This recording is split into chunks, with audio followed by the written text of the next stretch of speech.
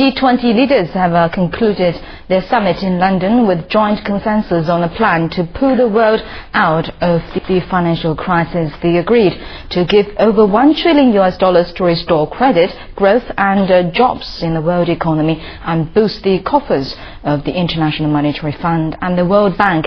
And the leaders have expressed their hope that the results of the summit will shorten the current recession. Yang Yan has a story. The largest countries of the world have agreed a global plan for recovery and reform. British Prime Minister Gordon Brown outlined exactly how the group plans to spend $1.1 trillion recovery fund. He said about half of the amount represents newly promised funding for the IMF to lend to the countries affected by the financial crisis. $250 billion has been allotted for new special drawing rights for the IMF, and $100 billion will go to multilateral development banks to lend to poor countries. In addition, the IMF will receive a $6 billion increase for the fund to lend to the poorest countries.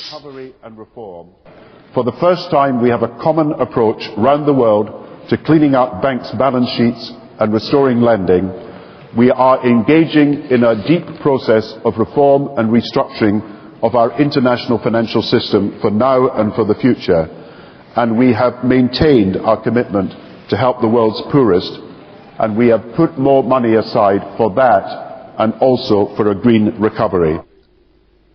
Brown also said that China deserves the right to demand more say and representation in the International Monetary Fund, and he added that a timetable had been set for doing so. The Prime Minister also expressed his belief that countries will work together for a more sustainable, more open and fairer world. In a separate news conference, US President Barack Obama said the G20 needs to reform failed regulatory systems. To prevent future crises, we agreed to increase transparency and capital protections for financial institutions. We're extending supervision to all systemically important institutions, markets and products, including hedge funds. We'll identify jurisdictions that fail to cooperate, including tax havens, and take action to defend our financial system.